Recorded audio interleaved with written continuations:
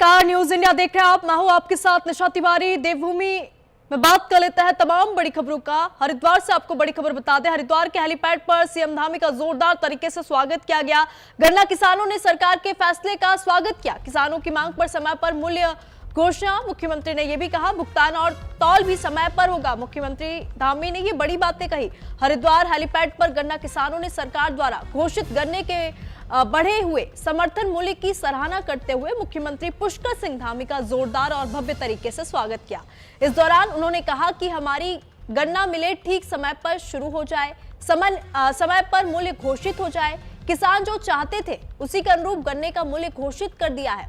आगे भी प्रयास रहेगा किसानों को भुगतान समय पर हो जाए, गन्ने का तौल समय पर हो, इसका भी खास ध्यान रखा जाएगा। तो देखिए, मुख्यमंत्री पुष्कर सिंह धामी हरिद्वार पहुंचे, जहां पे गन्ना किसानों के द्वारा उनका भव्य और जोरदार तरीके से स्वागत किया गया, क्योंकि गन्ना किसान लगातार धरने पर बैठे थे और उनकी कुछ मांगे थी, जिसको लेकर मुख्यमंत्री ने उन्हें आश्वासन भी दिया था और उनकी मांगे जो है पूरी हो गई।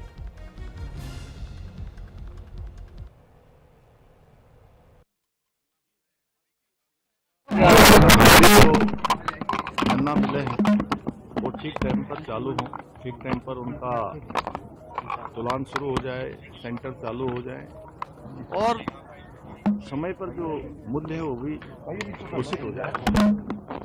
हमने यहाँ के सभी किसान जो चाहते थे उसके अनुरूप गन्ने का मूल्य घोषित कर दिया है और हमारा आगे भी प्रयास रहेगा कि जो गन्ने की उपज में, गन्ने का जो उत्पादन है, गन्ने की खेती है, वो ठीक प्रकार से किसान बहुतायात में करे। उसके लिए सभी मिलों को भी हम जल्दी ही उनको भी हमने निर्देशित किया है कि आगे चलकर इनके भुगतान की व्यवस्था समय पर करें। तो वहीं हरिद्वार पहुंचे मुख्यमंत्री पुष्कर सिंह धामी संस्कृत गंगा संगम कार्यक्रम में शामिल हुए। उत्तराखंड संस्कृत विश्वविद्यालय में इस कार्यक्रम का आयोजन किया गया। सीएम धामी ने कार्यक्रम में अपना विजन रखा और हरिद्वार में मुख्यमंत्री पुष्कर सिंह धामी का एक दिवसीय दौरे पर मुख्यमंत्री हरिद्वार पहुंचे, जहां उन्होंने उत्तराखंड संस्कृत विश्वविद्यालय में आयोजित संस्कृत गंगा संगम कार्यक्रम में भाग लिया। कार्यक्रम स्थल पर प्रशासनिक अधिकारियों और विश्वविद्यालय पदाधिकारियों ने मुख्यमंत्री का स्वागत किया। इस मौके पर मुख्यमंत्री ने संस्कृत भाषा के संवर्धन को लेकर अपनी स्पष्ट दृष्टि रखी। मुख्यमंत्री ने कार्यक्रम में उपस्थित छात्रों, विद्वानों और अतिथियों को संबोधित करते हुए कहा कि अंतर्राष्ट्रीय स्तर पर आयोजित ये संस्कृत सम्मेलन भाषा की महत्ता को नई पहचान दे रहा है और कहा कि संस्कृत हमारी देव भाषा है और इसे पूजा पाठ तक सीमित नहीं रहने देना चाहिए, बल्कि इसे जन जन की भाषा बनाने की दिशा में सरकार काम कर रही है। जो संस्कृत भाषा का अंतर्राष्ट्रीय स्तर का सम्मेलन यहाँ पर आयोजित किया गया है। देश दुनिया से अनेक विद्वान यहाँ पर संस्कृत के बारे में चर्चा कर रहे हैं, विचार विमर्श कर रहे हैं और संस्कृत हमारी देव भाषा है, उसका प्रचार प्रसार हम सबको करना चाहिए। संस्कृत केवल पूजा पाठ तक ही सीमित नहीं रहनी चाहिए, ये जन जन की भाषा बननी चाहिए, आम बोलचाल की भाषा बननी चाहिए। उसको लेकर हमारी सरकार प्रयास कर रही है और हमारी राज्य के अंदर द्वितीय भाषा का दर्जा भी दिया गया है।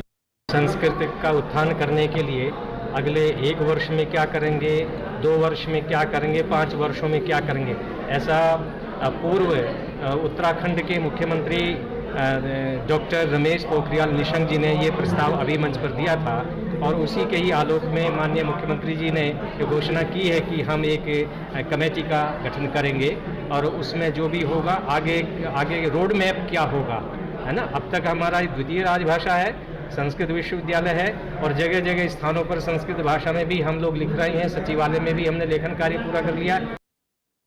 में उत्तराखंड सरकार के 4 अंग हैं संस्कृत भाषा को आगे बढ़ाने। एक तो है उत्तराखंड संस्कृत विश्वविद्यालय, एक है हमारी उत्तराखंड संस्कृत अकादमी जहां ये आज कार्यक्रम हुआ है और एक है हमारा निदेशालय और साथ ही हमारी संस्कृत शिक्षा परिषद। तो इन चारों अंगों के माध्यम से हम संस्कृत को आगे बढ़ाने का कार्य कर रहे हैं और इसकी एक झलक आपने अगस्त माह में देखी होगी। तो उत्तराखंड में नई फिल्म नीति ने राज्य के फिल्म उद्योग में नई ऊर्जा भर दी है। फिल्म विकास परिषद के उपाध्यक्ष बंशीधर तिवारी के अनुसार मुख्यमंत्री के निर्देश पर फिल्म नीति को दोबारा रिवाइज किया जाएगा, जिसके लिए देश के कई राज्यों की फिल्म नीतियों का विस्तृत अध्ययन किया गया। साथ ही राष्ट्रीय शिक्षा नीति के उन प्रावधानों को भी जोड़ा गया जिनका उद्देश्य स्थानीय संस्कृति, भाषा, त्योहार और परंपराओं को बढ़ावा देना। वंशीधर तिवारी ने बताया कि प्रदेश की भौगोलिक परिस्थितियों को ध्यान में रखते हुए एक ऐसी नीति बनाई गई है जो न केवल उत्तराखंड की सभ्यता और विरासत को संरक्षित करे बल्कि बाहरी भाषाओं की फिल्म शूटिंग को भी प्रोत्साहित करे। और कहा कि नई नीति में सब्सिडी को लेकर बड़ा फैसला लिया गया है। पहले जहां फीचर फिल्मों को 50 लाख रुपए सब्सिडी मिलती थी, उसे बढ़ाकर 3 करोड़ रुपए कर दिया गया है। वहीं स्थानीय बोली भाषा में बनने वाली फिल्मों के लिए सब्सिडी अब 2 करोड़ रुपए तक दी जा रही है। इस बदलाव का असर भी दिख रहा है और वर्तमान में राज्य में फिल्मों की शूटिंग में उल्लेखनीय बढ़ोतरी दर्ज की जा रही है।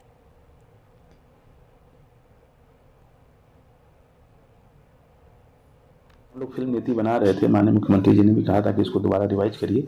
तो हमने उस समय मतलब देश के जितने भी दूसरे प्रदेशों की फिल्म नीति थी सभी का अध्ययन किया और जो भी अच्छे विचार थे और अच्छे पॉइंट्स थे उसको हम लोगों ने अपनी फिल्म नीति में जोड़ा। साथ ही जो राष्ट्रीय शिक्षा नीति थी उसके भी जो प्रावधान थे कि हम अपनी स्थानीय संस्कृति, स्थानीय भाषा, स्थानीय त्यौहार को कैसे बढ़ावा दें, उसका कैसे संरक्षण और संवर्धन करें, तो शिक्षा नीति को जोड़ते हुए अन्य प्रदेश की नीतियों का अध्ययन करते हुए जो हमारे राज्य की भौगोलिक परिस्थितियाँ हैं उसको ध्यान में रखते हुए नई फिल्म नीति बनाई जिसमें स्थानीय जो हमारी सभ्यता, संस्कृति, बोली, भाषा उसको संरक्षण देने के साथ ही साथ प्रदेश में दूसरी भाषा की फिल्मों की शूटिंग भी हो।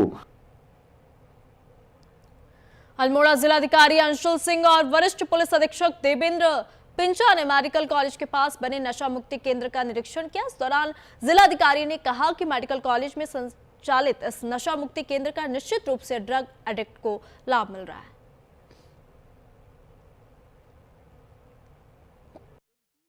जैसे आप देख रहे हैं कि सरकार द्वारा ड्रग्स के विरोध मल्टी प्रोंग्ड अप्रोच करी जा रही है जिसमें रेगुलेशन भी है, रिफॉर्मेटिव भी अप्रोच करी जा रही है। तो उसके तहत हम लोग रिफॉर्मेटिव अप्रोच के तहत नशा मुक्ति केंद्र जो डिस्ट्रिक्ट मजिस्ट्रेट और एसएसपी हम दोनों यहाँ आए थे। यहाँ देखा गया कि 26 पेशेंट्स हैं जिनको टेक केयर कर रही है यहाँ फैसिलिटी जो हमारी है और as compare to other facilities जो हमने प्रीवियसली विज़िट करी यहाँ फैसिलिटी काफ़ी अच्छी है। यहाँ लोग भी काफ़ी मोटिवेटेड थे। आई थिंक 26 में से 24 ऐसे लोग थे जो क्लासेस अटेंड कर रहे थे। 2 नए पेशेंट्स थे तो अभी उस वाले फेज़ में रहते हैं जब उनकी काउंसलिंग करी जाती है, फिर उन्हें इंटीग्रेट किया जाता है ग्रुप में, तो वो उस फेज़ में है। वित्तीय साल 2025-26 खत्म होने को है। ऐसे में देहरादून में सभी विभाग अपने अपने टारगेट को अचीव करने पर फोकस करें। पिछली बार की तुलना में इस वित्तीय वर्ष में आबकारी विभाग को 17% अधिक रेवेन्यू जनरेट करने का लक्ष्य निर्धारित किया गया था। पिछली बार 4400 करोड़ का लक्ष्य था, वहीं इस बार 5060 करोड़ का लक्ष्य दिया गया है, जिसको लेकर आबकारी आयुक्त अनुराधा पाल ने बताया कि दुकानों से मिलने वाला अधिभार लगभग 90% तक जमा हो गया है। नवंबर और दिसंबर तक का भी कुछ दुकानों ने एडवांस में अधिभार जमा किया है। इसके साथ ही बॉर्डर एरिया पर कई टीम तैनात की जा चुकी हैं ताकि दूसरे राज्य की शराब उत्तराखंड में ना आ सके, जिससे उत्तराखंड आबकारी के राजस्व के लक्ष्य की प्राप्ति की जा सके। उसको पिछली बार से उसमें 17% की बढ़ोतरी करते हुए पिछली बार जो 4400 करोड़ का टारगेट था, इस बार 5060 करोड़ का टारगेट है। बहुत हाई एम्बिशियस टारगेट है, लेकिन हम विभाग उसकी दिशा में प्रयासरत है और अभी तक हम लोगों के पास सभी की सिक्योरिटी जमा है। लगभग मैक्सिमम 90% हमारा अक्टूबर का अधिभार जमा है और कुछ का एडवांस में नवंबर और दिसंबर का भी जमा है। एक्स्ट्रा उठान भी हुआ है। इन ट्रेंड्स को देखते हुए तो हम होपफुल है कि हम पूरा ये टारगेट अचीव कर पाएंगे और साथ ही इसको अचीव करने के लिए अभी हमें और ज़्यादा परिवर्तन की कार्रवाई बढ़ानी पड़ेगी, क्योंकि शराब तस्कर जो बाहर की शराब यहाँ पर बेचते हैं उसको हमें पूरी तरह कर्व करना पड़ेगा। उसको कर्व करेंगे तभी हमारी यहाँ की सेल बढ़ पाएगी। और दूसरा जो वेडिंग सीजन भी चला हुआ है, इसमें भी हम बहुत ज़्यादा देखते हैं कि रामनगर एरिया है या देहरादून एरिया है, इसमें बाहर से आने की शराब की गुंजाइश बहुत ज़्यादा रहती है। तो स्पेशली यहाँ फोकस करते हुए टीम को लगाया गया है कि वो बाहर की शराब को यहाँ पर पूर्णतः प्रतिबंधित करें। उत्तराखंड में दिव्यता, आस्था और परंपरा से सजी शीतकालीन चारधाम यात्रा की तैयारियां अब अंतिम चरण में पहुंच चुकी है, जहां ग्रीष्मकालीन यात्रा के सफल समापन के बाद अब श्रद्धालुओं के लिए शीतकालीन यात्रा को भी भव्य और सुरक्षित बनाने के लिए पूरी मशीनरी सक्रिय हो गई है। वहीं आस्था की ऊंची चोटियों के बीच बसे उत्तराखंड के चारधाम गंगोत्री, यमुनोत्री, केदारनाथ और बद्रीनाथ में इस साल श्रद्धालुओं की ऐतिहासिक भीड़ देखने को मिली। इस पर देखिए खास रिपोर्ट।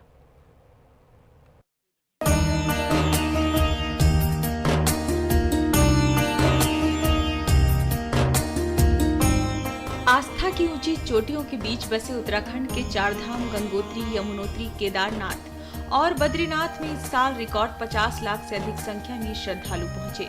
इसके साथ ही सबसे अधिक श्रद्धालुओं की संख्या केदारनाथ धाम में रही और इसके बाद बद्रीनाथ धाम में रही। केदारनाथ में 18 लाख से अधिक और बद्रीनाथ धाम के कपाट बंद होने तक 16,50,000 से अधिक भक्तों ने दर्शन किए। अब उन्हीं परंपराओं और दिव्य विधि विधानों को आगे बढ़ाते हुए शीतकालीन चार धाम यात्रा का शुभारंभ जल्द होने जा रहा है। उत्तराखंड में दिव्यता और परंपरा से सजी शीतकालीन चार धाम यात्रा की तैयारियां अंतिम चरण में पहुंच गई हैं, जिसको लेकर बद्रीनाथ केदारनाथ मंदिर समिति के अध्यक्ष हेमंत द्विवेदी ने बताया कि ग्रीष्मकालीन यात्रा के सफल समापन के बाद अब समिति पूरी श्रद्धा और अनुशासन के साथ शीतकालीन यात्रा को भव्य और सुचारू बनाने में जुट गई है। हेमंत द्विवेदी के अनुसार शीतकालीन पूजा पूरी तरह उन्हीं परंपरागत रीति रिवाजों के अनुसार की जाएगी जैसे धामों में होती है। गद्दी स्थलों पर विधि विधान से पूजा अर्चना होगी और भक्तों के लिए दर्शन और पूजा की व्यवस्था को भी उसी तरह व्यवस्थित किया जा रहा है ताकि उन्हें किसी भी प्रकार की असुविधा न हो। कि जिस प्रकार से पहला पड़ाव जो ग्रीष्मकालीन यात्रा है, जो 25 नवंबर को जो हमारा अंतिम जो धाम था बद्रीनाथ जी का, विधिवत रूप से पूजा अर्चना के बाद में वो बंद, कल कपाट उसके विधिवत जो है कि बंद हो गए हैं और शीतकालीन गद्दी जो है वो बद्रीनाथ जी की जो जोशीमठ में और पांडुकेश्वर में जो है कि विराजमान रहेगी। बाबा केदार की गद्दी जो है कि शीतकालीन गद्दी जो है वो ऊखी मठ के अंदर वहाँ पर स्थापित है। बद्रीनाथ केदारनाथ मंदिर समिति और जिला प्रशासन ने सुरक्षा, आवागमन, आवास और सुविधा केंद्रों को लेकर व्यापक तैयारियां कर ली हैं। मार्गों की दुरुस्ती, यात्रा पड़ावों की व्यवस्था और सुरक्षा प्रबंधों को अंतिम रूप दिया जा रहा है ताकि श्रद्धालु शीतकालीन यात्रा का दिव्य और सुरक्षित अनुभव प्राप्त कर सकें। आस्था, परंपरा और व्यवस्थाओं के संगम के साथ शीतकालीन चार धाम यात्रा अपनी श्रेष्ठ स्वरूप में भक्तों का स्वागत करने को तैयार है। उत्तराखंड की ये आध्यात्मिक यात्रा न सिर्फ दर्शन का अवसर है बल्कि शीतकालीन में देवभूमि की अद्भुत दिव्यता को अनुभव करने का सौभाग्य भी।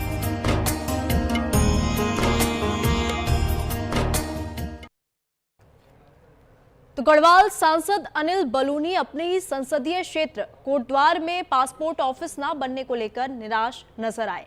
उनका कहना है कि लगातार प्रयासों के बाद भी यहां पासपोर्ट ऑफिस की स्थापना नहीं हो सकी, जिसके बाद राजनीतिक हलकों में यह मुद्दा चर्चा का केंद्र बन चुका है। अब इस पूरे मामले पर केंद्रीय राज्य मंत्री अजय टम्टा का बयान सामने आया। अजय टम्टा ने कहा कि पासपोर्ट ऑफिस पोस्ट ऑफिस के साथ मिलकर संचालित करने की योजना के तहत ही बनते हैं। जैसे अल्मोड़ा में पासपोर्ट सेवा केंद्र संचालित हो रहा है, उसी तरह पिथौरागढ़ और कोटद्वार में भी पोस्ट ऑफिस के जरिए पासपोर्ट केंद्र खोले जाएंगे। उन्होंने बताया कि पिथौरागढ़ में पोस्ट ऑफिस के लिए पहले ही मंजूरी मिल चुकी है, लेकिन उस समय जगह उपलब्ध नहीं हो पाई।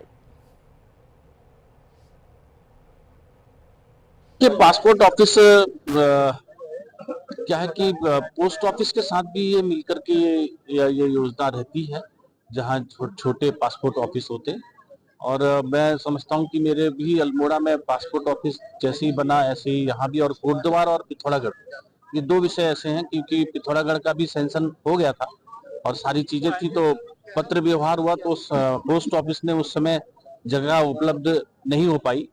अभी अब वो जगह उपलब्ध करा रहे हैं जिला प्रशासन के माध्यम से, क्योंकि उसके लिए एक पर्याप्त स्थान भी चाहिए और नेटवर्क और ये सारी चीजें की कनेक्टिविटी है, इसलिए पिथौरागढ़ और कोटद्वार दोनों जगह पासपोर्ट ऑफिस बहुत जल्दी है। तो अल्मोड़ा में भारतीय नृत्य सम्राट उदयशंकर की स्मृति में 7 दिवसीय राष्ट्रीय चित्र निर्माण कार्यशाला और प्रदर्शनी का सौबन सिंह जीना विश्वविद्यालय में शुभारंभ किया गया। इस प्रदर्शनी में कई प्रदेशों और उत्तराखंड क्षेत्र के दूरस्थ स्थानों से युवा कलाकारों ने प्रतिभाग किया।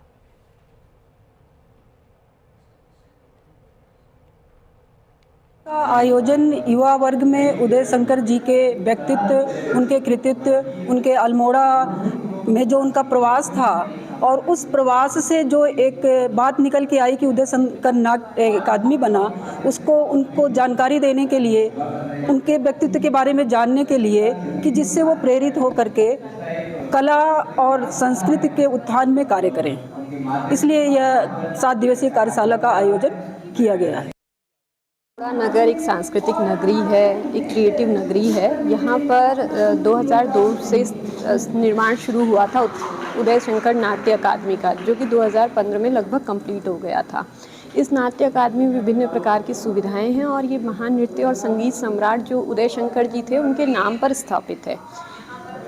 1 से 7 तारीख के बीच शोभन सिंह जीना विश्वविद्यालय एक भागीदार के रूप में, इसका कला संघ का एक भागीदार के रूप में इस कार्यशाला में योगदान कर रहा है। कार्यशाला आयोजन का उद्देश्य ये है कि भारत के विभिन्न कोनों से जो चित्रकार हैं, जो सीखने वाले लोग हैं, वो सब आएँ और उनके जीवन के विभिन्न पक्षों पर अपने चित्र का प्रदर्शन करें। उत्तराखंड सरकार राज्य को वेडिंग डेस्टिनेशन हब के रूप में विकसित करने की दिशा में तेजी से आगे बढ़ रही है। प्रधानमंत्री नरेंद्र मोदी के मन की बात कार्यक्रम में उत्तराखंड की प्राकृतिक खूबसूरती, वेडिंग टूरिज्म और साहसिक खेलों का उल्लेख करने के बाद सरकार ने इस सेक्टर को मजबूत बनाने के लिए नई कार्य योजना तैयार करना शुरू कर दिया। सरकार का मानना है कि इससे पर्यटन को नई उड़ान मिलेगी और युवाओं के लिए रोजगार के अवसर भी बढ़ेंगे। इस पर देखिए खास रिपोर्ट।